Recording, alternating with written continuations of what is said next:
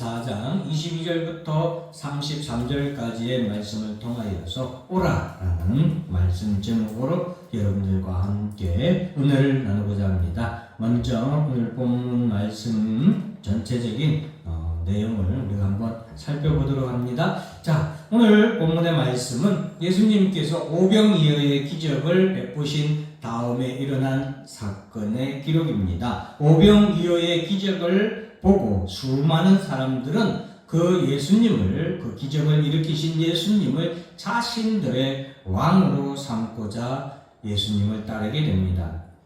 이에 예수님께서는 제자들을 먼저 건너편으로 건너가도록 하십니다. 건너편이란 것은 갈릴리 바다, 갈릴리 호수의 건너편을 말하는 겁니다. 그래서 그렇게 건너가게 하시고 예수님은 홀로 기도하러 산으로 올라가게 되십니다. 그리고 예수님이 기도하는 동안 제자들은 이 갈릴리 바다를 이제 지나가게 되는데 술이나 지나서, 즉 한참 배가 가운데로, 바다 가운데로, 호수 가운데로 지나갈 무렵에 바람이 일어나서, 큰 바람이 일어나서 그 바람으로 인한 물결로 고난을 당하게 됩니다. 자, 그때에 예수님께서는 기도하던 가운데 제자들의 환난을 다 아시고 보시고 이제 예수님께서 그 크게 일어나고 있는 풍랑 위를 걸어서 제자들에게 찾아오시게 됩니다.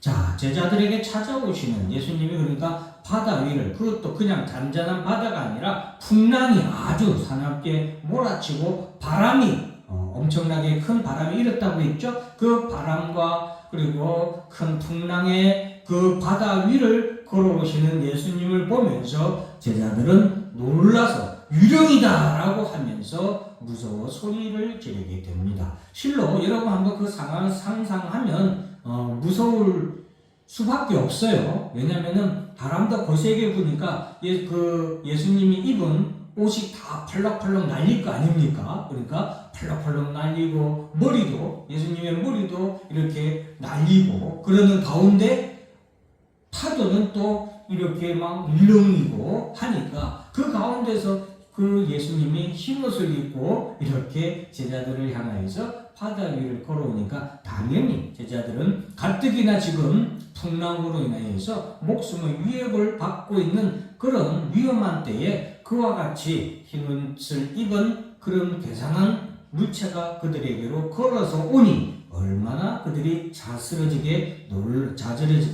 놀랐겠습니까? 그래서 제자들이 그러한 예수님의 모습을 보고 유령이다라고 할 때에 예수님이 즉시 이르되, 예수님도 즉시 이르시되, 이 말씀은 제자들이 얼마나 지금 무서워하고 두려워하면서 지금 예수님을 놀라면서 예수님을 보면서 유령이다 하고 있는지를 예수님도 다 아시는 거죠. 그러니까 예수님도 즉시 그 즉시로 말씀하시기를 안심하라, 나니 두려워하지 말라라고 그들에게 말씀을 해 주십니다. 그때에 예수님의 수제자라고 할 수 있는 베드로가 주여, 만일 주님이시거든 나를 명하여 물 위로 걸어오라 하소서라고 예수님을 향하여서 말합니다. 야, 우리 예수님 못 믿겠습니까? 예수님을 믿을 수 없으니까, 귀신일지도 모르니까 정말로 주님이시거든 나를 명하여 물 위로 걸어오라고 명해 주시옵소서라고 말하게 됩니다.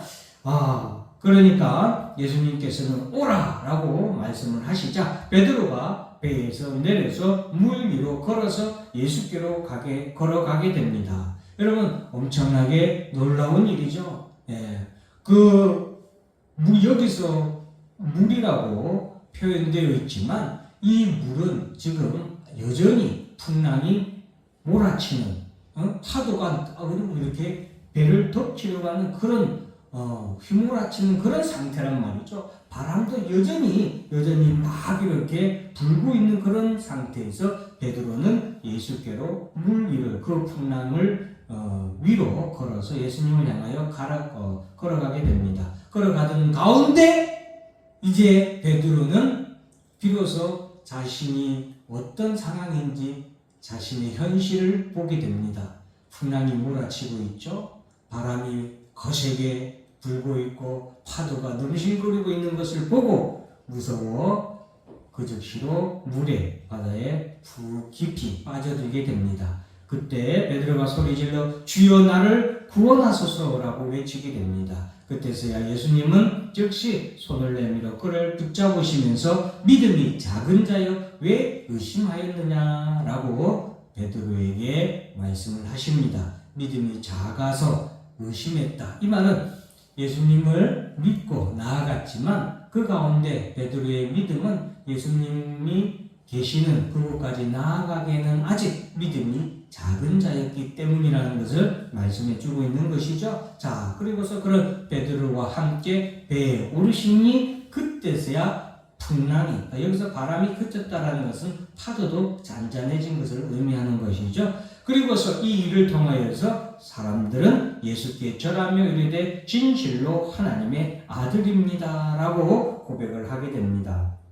오늘 제가 여러분들에게 드리는 말씀은 원포인트로 그러니까 한 가지 주제만을 가지고 여러분들에게 말씀을 드리려고 합니다. 그래서 아주 간단 명료합니다. 여러분들 오늘 본문의 말씀을 오라라는 아주 한 단어로 여러분들에게 제목을 정한 것은 그만큼 오늘 우리가 이 본문의 말씀을 통하여서 우리가 분명하게 하나 알아야 되는 것은 하나, 예수님이 우리에게 오라라고 말씀하시는데, 자, 오늘 마지막 33절에 예수님은 참 진실로 하나님의 아들이시로소이다 라고 사람들이 말합니다. 여기 계신 우리 임찬교회 성도 여러분, 여러분들도 예수님을 진실로 하나님의 아들이심으로 믿으십니까? 예, 목소리가 아주 베드로처럼 아주 믿음이 작은 성도들이네요. 예, 다시 한 번 더 진실로 하나님의 아들이십니까? 네. 예, 이제 조금 커졌네요. 더 커져야 되는데. 자, 오늘 본문 말씀에서 예수님이 하나님의 아들이십니까? 라는 것이 오늘 본문에서 우리에게 전하고자 하는 그런 가장 주된 말씀이라고 할 수 있겠습니다.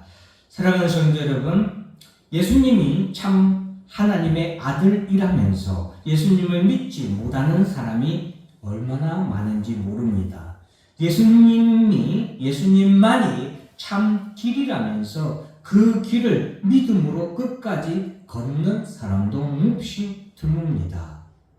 예수님만이 참 진리라면서 그 진리를 믿고 온전히 따르는 사람도 이 세상에 얼마나 드뭅니까? 그러나 사랑하는 성도 여러분, 참 하나님의 아들이시며 참 길이시며 참 진리이신 예수님만을 온전히 믿고 예수님만 바라보며 걸어가는 성도들에게는 오늘 본문의 베드로가 바다 위를 걸었던 것처럼 예수님을 그렇게 믿고 바라보며 나아가는 성도들도 바다 위를 걷는 기적이 일어날 줄로 믿습니다. 예, 또한 예수님만을 믿고 나아가는 그런 성도들은 환난 위를 걸어가게 되는 그런 기적이 일어납니다. 여러분, 기적이 아니라 이것은 당연한 일입니다. 왜? 우리에게 오라 하신 이가 누구신지를 우리는 기억해야 됩니다. 우리에게 예수님이 자신에게로 나오라고 걸어오라고 말씀하신 명령하신 이가 하나님의 아들이신 것을 우리가 잊어서는 안 됩니다. 우리에게 예수께로 나오라고 말씀하신 이가 참 길이 되시는 예수님이란 것을 우리가 잊어서는 안 된다라는 것을 기억하시길 바랍니다. 하나님의 아들이신 예수께서 참 길이 되시는 예수께서 오라 하셨기 때문에 예수님께 가는 그 길은 누가 예비해 주십니까? 예수님이 예비하십니다. 착각하지 마시기 바랍니다. 내가 그 길을 만들어서 가는 것이 아닙니다. 내가 그 길을 찾아서 가는 것이 아닙니다. 오늘 베드로가 예수님이 오라 하시는 그 말씀을 듣고 베드로가 한 것은 그냥 배에서 내려서 걸어갔을 뿐입니다. 그곳에 어떤 길이 있냐? 여러분, 누가 바다 위에 길이 있다고 생각을 하십니까? 누가 바다 길게 매섭게 휘몰아치는 그곳에 예수님께로 나아가는 길이 있다고 누가 상상하고 생각할 수 있습니까? 아무도 없습니다. 그러나 오라라고 말씀하신 예수님의 말씀을 듣고 한 걸음 내딛고 또 한 걸음 나아가는 자에게 주님이 예비해 놓으신 길이 열립니다. 그것이 바로 오늘 말씀에 저도 여러분들에게 전하고자 하는 내용의 전체입니다. 기억하시기 바랍니다. 오라 하신 이가 누구신지를 기억해야 됩니다. 그분은 하나님의 아들이신 예수님이십니다. 내가 곧 길이요 진리요 생명이니 나로 말미암지 않고는 아버지께로 올 자가 없다라고 하신 예수님이 오라고 하셨습니다. 예수께로 오라고 하셨고 하나님 아버지께로 나아오라고 말씀하셨습니다. 나아가는 자마다 예수께서 오라라고 말씀하신 그 말씀을 듣고 예수께로 오는 자마다 그곳에 길이 열릴 줄 믿습니다. 그래서 거기를 베드로는 걸어서 예수께로 나아갈 수 있었던 겁니다. 사랑하는 성도 여러분, 불안이 치고 지금 배가 뒤집어지려고 하는 죽음의 위험 가운데서 예수님은 오라라고 말씀을 하셨습니다. 얼마나 무섭고 두렵습니까? 그 상황에서 그 누구도 지금 이러한 상황, 이러한 현실에서 예수께로 나아갈 수 있는 사람이 이 땅에 몇이나 되겠습니까? 저는 바다의 무서움을 압니다. 제가 아주 어렸을 때 7살 때였어요. 7살 때. 저희가 어디로 이사 가게 되었냐면 거제도로 이사를 가게 되었어요. 육지에서 이제 거제도로 가게 됐는데 그때만 해도 거제도 대교가 아직 있기 전이었어요. 지금 거제대교도 있고 저 가덕도에서 이게 해저 터널이 또 뚫려가지고 가는 길이 또 생기고 그랬잖아요. 그러나 그때는 없었어요. 큰 배로 거제도 가까이 갑니다. 그리고 거제도에 제가 가는 곳에는 큰 항구가 없어서 작은 배가 어느 정도 큰 배가 정박해 있는 곳으로 우리를 실로 와요. 그러면 이사를 하잖아요. 그러니까 그 작은 배에다가 이삿짐을 다 옮겨 싣고 우리도 그 작은 배에 타서 이렇게 거제도까지 가야 됐어요. 그런데 7살인 제가 그 배를 타는데 처음 배를 타니까 얼마나 신기하겠어요. 근데 그 작은 배에 이삿짐을 싣고 사람까지 타고 하니까 배가 바다에 쑥 잠겨서 진짜로 거짓말 안 하고 그 7살 된 아이가 손을 딱 바깥으로 내밀면 물이 닿았어요. 그러니까 거의 넘치려고 말이랑 하겠죠. 그 순간 무섭더라고요. 야, 이 물이 들어오면 이 배가 잠기겠지 하는 두려움에 얼마나 무서운지 모릅니다. 여러분, 그런 잔잔한 물때에만 그렇게 할 수가 있었어요. 그것도. 그런 잔잔한 물때도 그렇게 무서운데 여러분, 풍랑이 바람이 막 태풍같이 몰아치고 파도가 막 일어나는데 그런 상황에서 예수께로 오라라는 예수님의 말씀을 듣고 예수 앞으로 나아갈 수 있는 사람이 과연 있겠습니까? 우리의 현실이 그렇습니다. 우리의 현실이, 내 지금 상황이, 내 지금 건강이 이렇게 무섭고 두려운 상황, 어려운 상황인데 그럼에도 불구하고 예수께로 오라라고 하는 그런 현실이라면 여러분은 어떻게 하시겠습니까? 기억하시기 바랍니다.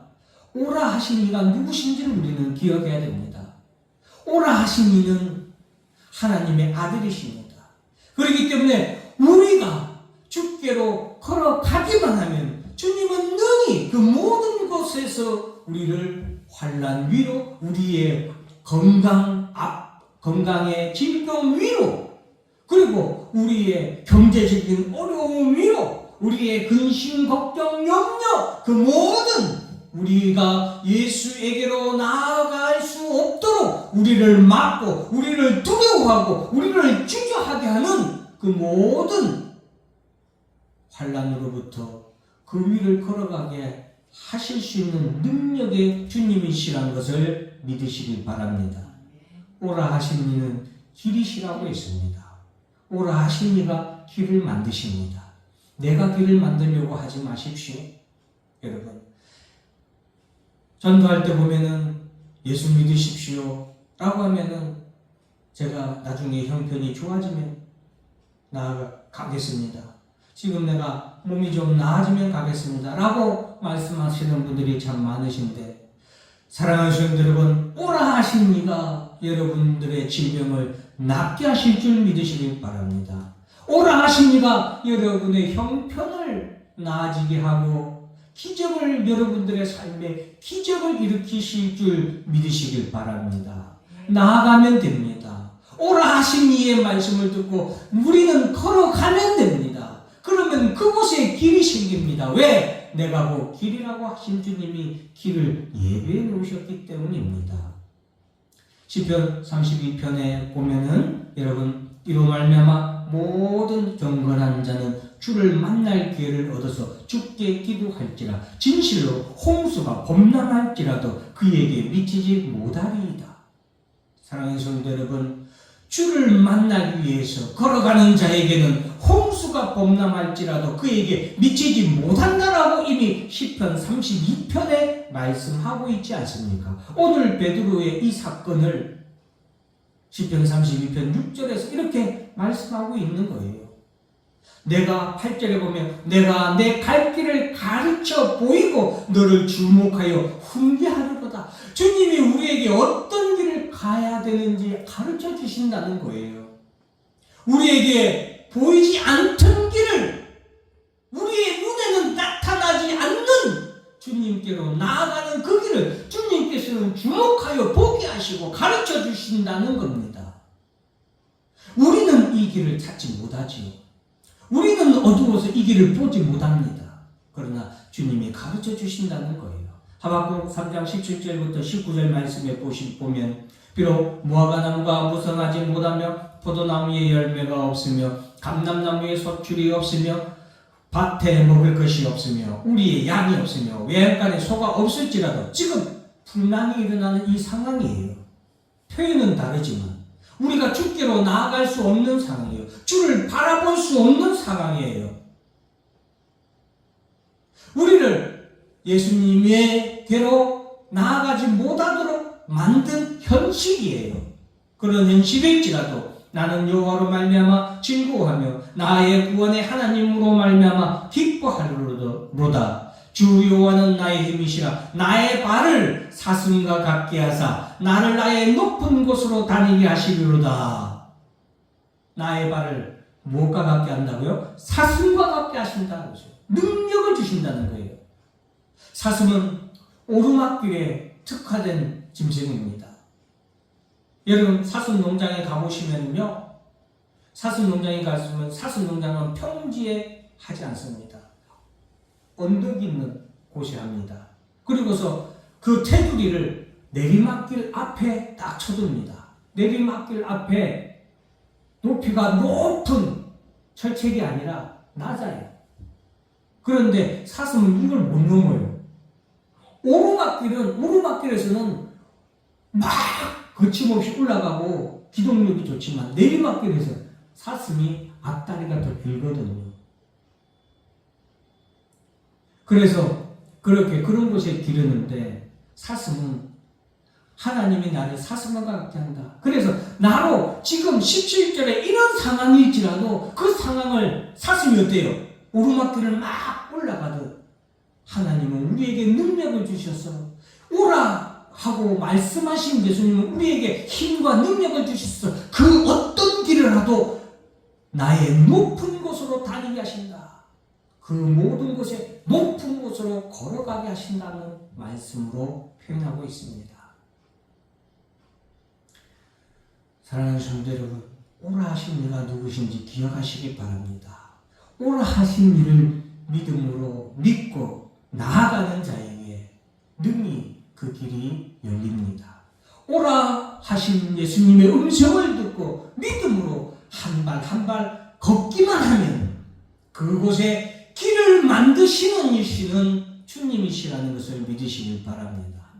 오라 하신 이의 음성을 듣고 믿고 우리가 나아가면 우리에게 그 어떤 고난과 환난과 풍랑이 우리를 가로막고 있을지라도, 질병이 우리를 가로막고 있을지라도, 고난이 우리 앞에 휘몰아칠지라도 나에게 능력을 주셔서 나의 발을 사슴과 같게 하사 나의 높은 곳으로 다니게 하시는 능력의 주님이신 것을 믿으시고 오늘도 이와 같은 믿음으로 나아가시는 오라 하시는 주님의 음성에 믿고 한 걸음 내딛는 여러분들이 되시기를 주의 이름으로 축원합니다. 기도하겠습니다.